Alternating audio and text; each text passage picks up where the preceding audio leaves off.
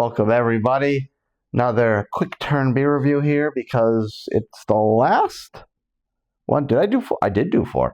It is the last installment of my beer reviews that I exchanged with the Ginger Yeti in Asheville when we met up for the Whitechapel show back in December. And this one,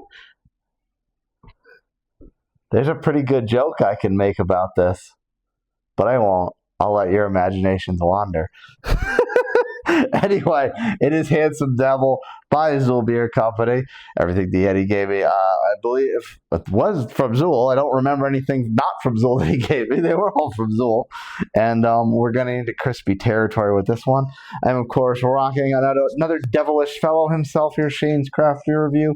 He's had some beers from Zool, and he's met the Yeti as well. So on Untapped, well, there's actually a decent amount of check-ins. So actually, let's look at the can first, just in case this is a collaboration with another metal band.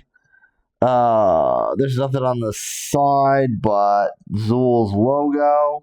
There's two horned figures on the side, like they're getting ready to butt heads.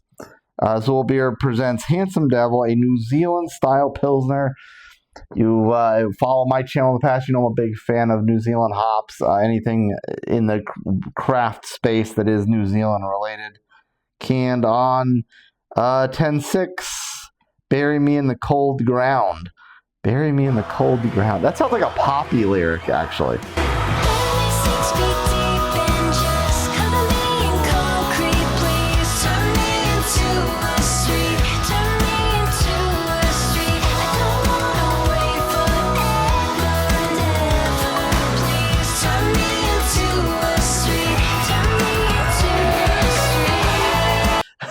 So I don't think this is a collab with a metal band, but it could be with a message like that on the can. That's definitely Poppy.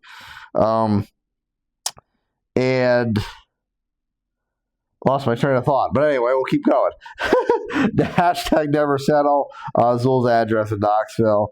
5% alcohol on the nose. Lager. Keep cold, drink fresh. Well, it's a lager. It's, again, lager. It's not that old, and it could sit a while even if it was. And it's been kept cold. So, like I said, so apparently not a music or metal collaboration, but honest to goodness. And then I'll show this. Maybe I could blow it up. That is very comparable to Poppy's song Concrete. 701 total check-ins, 575 unique, 505 ranked, 3.95. So lager category, very, very respectable indeed. New Zealand style Pilsner with Motueka, Nelson, Sauvin, and Riwaka. So that is three big name New Zealand hops. I'm pretty sure Nelson is New Zealand as well. Motueka and Riwaka definitely are. And I'm looking at the pictures, and one of them looks particularly clear. Actually, two of them look particularly clear. One of them looks like it might have a little bit of a cloudiness to it, and one of them's just in the middle of a dive bar or a concert venue. So don't be in that picture. Anyway, we are using semi-inappropriate, semi-appropriate glassware, as it is not Zool, it's Dissolver, but it's my King of the Pills glass. More lager, Bobby, because it's Pilsner. So without further ado, we give our usual ode to One Flight Down out of Winnipeg with a Shaklook. All right, good. Clipped my nails today, so I couldn't get underneath the cap. Hard pour it, you know where you're at. All right, that was running up a little fast, so I had to kill the hard pour a little early. And pretty diaper white. I'll let close enough for government work went out on that one. And well. Okay, and to me, and maybe it's just the benefit of the lamp, or not the benefit of the lamp, but actually the detriment of the lamp. I could kind of see a bit of a cloud. It's not completely opaque, but I do see the graphics of the glass pretty noticeably on the other side. It's not super clear and legible, but I do see them pretty well. So it's a pretty clear-ish Pilsner. It's in the neighborhood. It may not be in the pew, but it is in the church. All right, let's go to church and worship with the aromatics.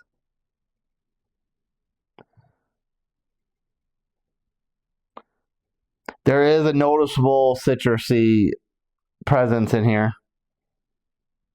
I want to say orange. I almost want to say pineapple because there's something that's a little bit of a sweetness. It's definitely a little sweet.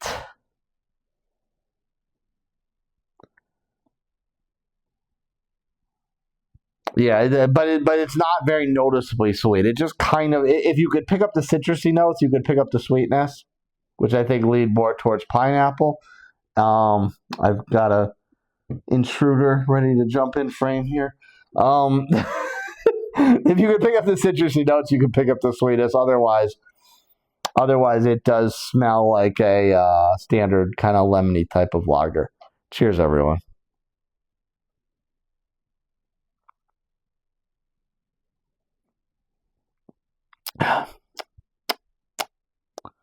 Oh.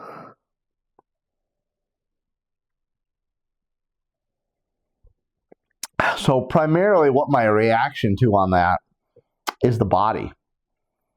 For something that looks light, for something that smells light, it's got a nice, decent, hefty body. The mouthfeel is more in a grainy, corn-based, maybe even rice-based type of lager body. There's not a lot of citrus notes going on.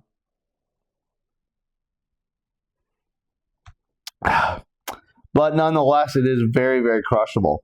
So it's very, very citrusy on the nose, very, very lager, maybe even rice lager on the flavor. A good hefty body. It's still crushable, but it's not crushable like you would think of a normal type of lager. It does have some presence, some meaty presence in there. It is very good. Dare I say it is very handsome. And great job, Zool, on this one. And let me know if the message on the bottom of the can was a reference to a Poppy song, because it's darn near dead nuts on for that one. Shout out to the Yeti. Thanks again for this one, brother. Cheers, everyone. See you next time.